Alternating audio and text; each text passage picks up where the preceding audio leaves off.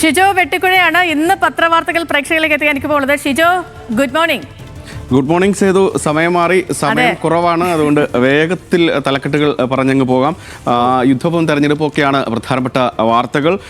മാതൃഭൂമി എടുത്ത് നോക്കുമ്പോൾ മുൻപേജിൽ യുദ്ധത്തിൽ ഒരു ട്വിസ്റ്റ് സംഭവിക്കുന്നു, ഹൂത്തികളും ഇറങ്ങി എന്ന തലക്കെട്ടിൽ യമനിലെ ഹൂത്തി വിമതരും പശ്ചിമേഷ്യൻ സംഘർഷത്തിൻ്റെ ഭാഗമാകുന്നു, യുദ്ധത്തിലേക്ക് അവരും ഇറങ്ങുന്നു എന്നുള്ള വാർത്തയാണ്. അത് വിശദമായി നൽകുന്നുണ്ട്. മലയാള മനോരമയുടെ മുൻപേജിലേക്ക് എത്തുമ്പോൾ പ്രധാനപ്പെട്ട വാർത്ത തെരഞ്ഞെടുപ്പ് പ്രചാരണവുമായി ബന്ധപ്പെട്ട രണ്ടാം ഘട്ടത്തിലേക്ക് കടക്കുന്നു. സെക്കൻഡ് ഗിയർ എന്ന തലക്കെട്ടിൽ ഇന്ന് പ്രധാനമന്ത്രി നരേന്ദ്രമോദി എത്തുന്നു, നാളെ രാഹുൽ ഗാന്ധി എത്തുന്നു എന്നുള്ള വാർത്ത നൽകുന്നു. അതോടൊപ്പം തന്നെ തദ്ദേശത്തിൽ അതിദാരിദ്ര്യം എന്ന തലക്കെട്ടിൽ മറ്റൊരു പ്രധാനപ്പെട്ട വാർത്ത നൽകുന്നുണ്ട്. അതായത് തദ്ദേശ സ്ഥാപനങ്ങൾക്ക് നൽകാനുള്ള പണം അത് മുടങ്ങുന്നു എന്നുള്ളതാണ്. സംസ്ഥാനത്തെ 1200 തദ്ദേശ സ്ഥാപനങ്ങളെ ഗുരുതരമായി ധനപ്രതിസന്ധി ബാധിക്കുന്നു എന്നുള്ളതാണ് റിപ്പോർട്ട്. വികസന ഫണ്ട് ഇനി നൽകാനുള്ളത് 2150 കോടി രൂപയാണ് എന്നും മലയാള മനോരമ പറയുന്നുണ്ട്. മാധ്യമത്തിൻ്റെ മുൻപേജിലേക്ക് എത്തുമ്പോഴും പ്രധാനപ്പെട്ട വാർത്ത യുദ്ധത്തിൽ ഹൂതികളും പങ്കാളികളാകുന്നു എന്നുള്ളതാണ്. വിശദമായി തന്നെ ഈ റിപ്പോർട്ട് നൽകുന്നുണ്ട്. ടെഹ്റാനിൽ നിന്നുള്ള ഇറാൻ്റെ ആക്രമണത്തിന് ചിത്രങ്ങളടക്കം നൽകിക്കൊണ്ടാണ് ഈ റിപ്പോർട്ട്. മറ്റൊരു പ്രധാനപ്പെട്ട വാർത്ത ശബരിമല സ്വർണ്ണക്കൊള്ള വീണ്ടും തെരഞ്ഞെടുപ്പ് പ്രചാരണ രംഗത്തേക്ക് ഉയർത്തിക്കൊണ്ടുവരുന്നു UDF എന്ന രീതിയിൽ. പോരിന് പുതിയ മുഖം എന്ന തലക്കെട്ടിൽ മാധ്യമം നൽകുന്ന ഒരു റിപ്പോർട്ടാണ് കേരള കൗമുദിക്ക് പ്രധാനപ്പെട്ട വാർത്തയാകുന്നത്. ഇതിൽ നിന്നെല്ലാം വ്യത്യസ്തമായ ഒന്നാണ്. ജഡ്ജിമാർക്കും ക്ഷാമം എന്ന തലക്കെട്ടിൽ രാജ്യത്ത് 5155 ജഡ്ജിമാരുടെ കുറവ് എന്നുള്ളതാണ് ഈ റിപ്പോർട്ട്.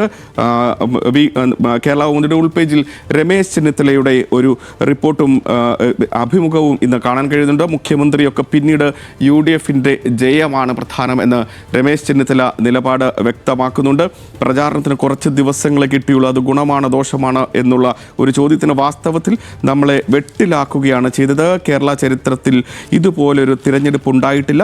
2 ദിവസം ചെറിയ പെരുന്നാളായിരുന്നു, പെസഹ, വ്യാഴം, ദുഃഖവെള്ളി, ഈസ്റ്റർ വീക്കാണ് വരുന്നത്. പ്രചാരണത്തിന് ഒട്ടും സമയമില്ല എന്നാണ് അദ്ദേഹം പരാതിപ്പെടുന്നത്. BJP CPM ഡീൽ അദ്ദേഹം വീണ്ടും ആവർത്തിക്കുന്നുണ്ട്. 100% ഡീലാണ്. ഇത് ഇപ്പോൾ തുടങ്ങിയതല്ല, 2021 തുടങ്ങിയതാണ്. കഴിഞ്ഞ ഗവൺമെൻറ് ഉണ്ടായത് തന്നെ BJPയുടെ സഹായത്തോടെയാണ്. കോൺഗ്രസ് മുക്ത ഭാരതമാണ് മോദി ആഗ്രഹിക്കുന്നത് എന്ന് രമേശ് ചെന്നിത്തല പറഞ്ഞു വയ്ക്കുന്നു. അദ്ദേഹം കഴിഞ്ഞ ദിവസങ്ങളിൽ പറഞ്ഞുപോയ കാര്യങ്ങൾ ആവർത്തിക്കുകയാണ് ഈ അഭിമുഖത്തിലും.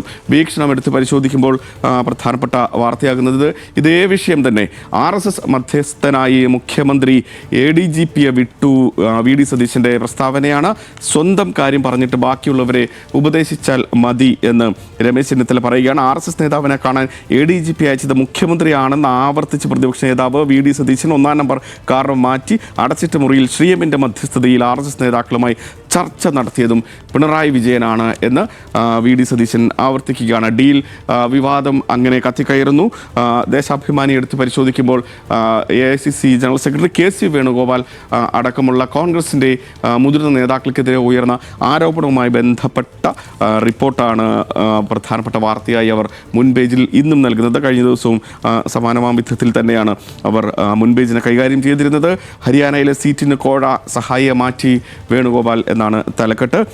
കേസ് ഹരിയാനയിലെ മഹിളാ കോൺഗ്രസ് മുൻ ജനറൽ സെക്രട്ടറിയുടെ ഭർത്താവ് ഗൗരവ് കുമാറിൻ്റെ പരാതിയിൽ പോലീസ് തെളിവ് ശേഖരണം തുടങ്ങിയത് അടക്കമുള്ള വിശദാംശങ്ങളും ഈ വാർത്തയിൽ നമുക്ക് കാണാൻ കഴിയുന്നുണ്ട്. ഇതൊക്കെയാണ് പത്രത്തിൽ ഓടിച്ചു നോക്കുമ്പോൾ കാണാൻ കഴിയുന്ന വാർത്തകൾ ചെയ്തു.